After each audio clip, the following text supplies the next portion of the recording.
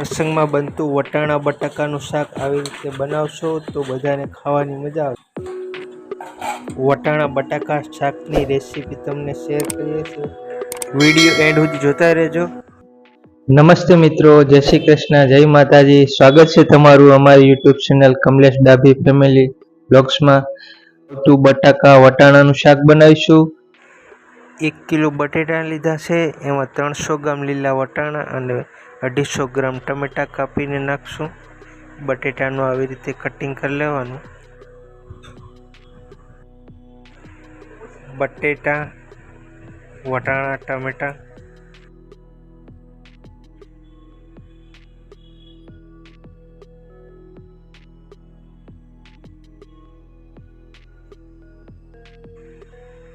ગરમ તેલ મૂકી દીધું છે સનફ્લાવર, એમાં જીરું નાખી દઈએ 1 ચમચી, હિંગ નાખી દઈએ, ગરમ મસાલો નાખી દઈએ, તેજપત્તા, લીમડા, સૂકેલ મરચાં। બટેટાને તેલમાં નાખીને હવે પાકવા દેશું। 8 થી 10 મિનિટ પાકવા દેશું। બટેટાને તેલમાં જ પકાવવાના। બધા બટેટા આપણે નાખી દઈએ।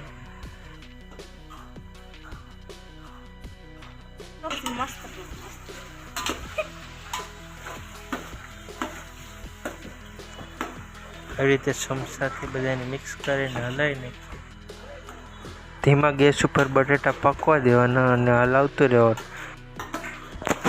નીચે બટેટા છોટે નહીં, દાજે એનું ખાસ ધ્યાન રાખવાનું। આ કન્ટિન્યુ બટેટાને 5 થી 8 મિનિટ હલાવતું રહેવાનું।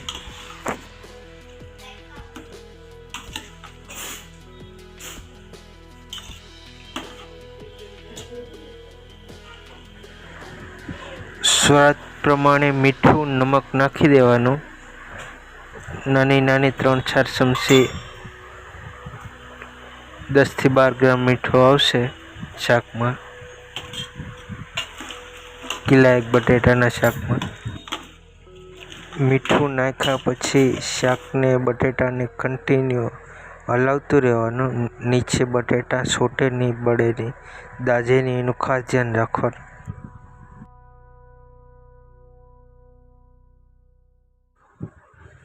બટેટા તેલમાં નાખ્યા 3-4 મિનિટ થઈ ગઈ છે, હજી આપણે તેલમાં પકવા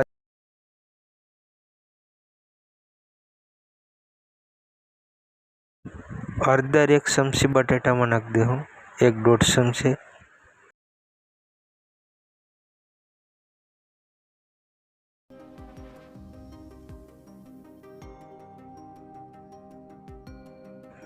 હજી બટેટાને કન્ટિન્યુ આપણે હલાવતા રહેવું અને હળદરને 2 મિનિટ પાકવા દેવું આપણે બટેટા સાથે।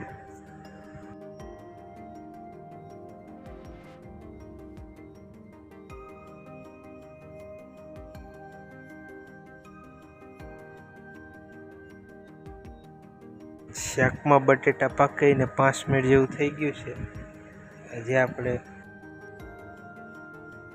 1 મિનિટ બટેટા પકવા દેવું। હવે આપણે એમાં ટમેટા નાખી દઈએ 200-250 ગ્રામ, ઝીણું ઝીણું કટિંગ કરેલું છે।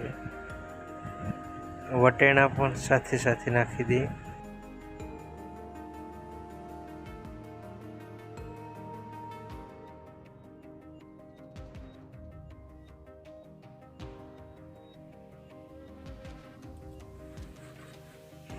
ટમેટા વટાણાને આપણે શાકમાં મિક્સ કરી દઈએ, હલાવી નાખીએ આપણે।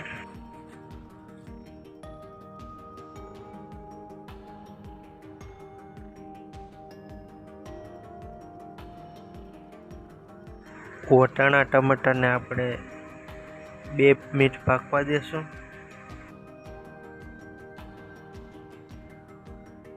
એના માટે આપણે ડીશ ઢાંકી અને 2 મિનિટ રહેવા દઈશું। જોઈ લઈએ હવે વટાણા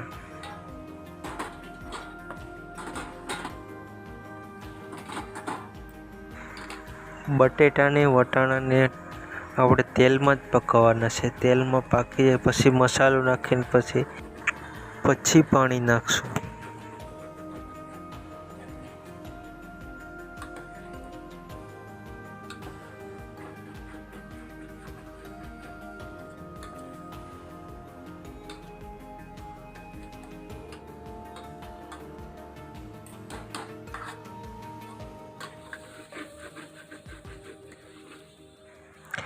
આવી રીતે તમે પ્રસંગમાં વટાણા બટાટાના શાકની ટ્રાય કરજો તો મસ્ત શાક બનશે.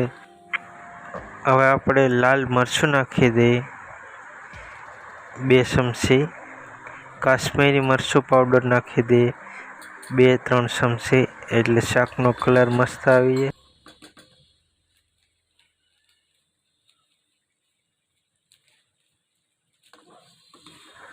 મરચું પાવડર નાખ્યા પછી મિક્સ કરી દઈએ. શાકને એકવાર હલાવી નાખીએ કન્ટિન્યુ.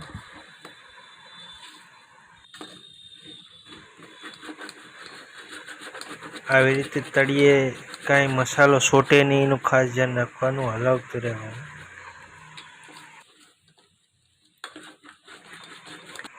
હવે આપણે અડધો ગ્લાસ પાણી નાખી દેવું અને ચટણી પાકવા દેવું 2 મિનિટ માટે. મિક્સ કરી દેવાનું પાણી નાખ્યા પછી. હવે આપણે ડીશ ઢાંકી દઈએ, 2 મિનિટ ચટણી પાકવા દેવું.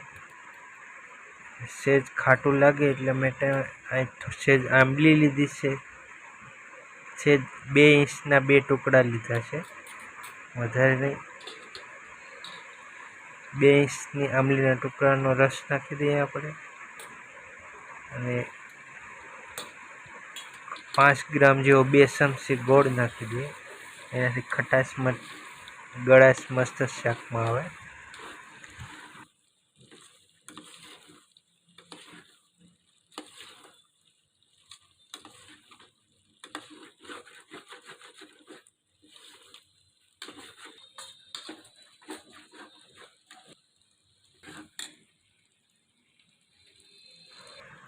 એક ચમચી બેસણ ચણાનો લોટ નાખી દઈએ. એનાથી શાકનો રસો એકદમ ઘાટો મસ્ત થઈ જાય.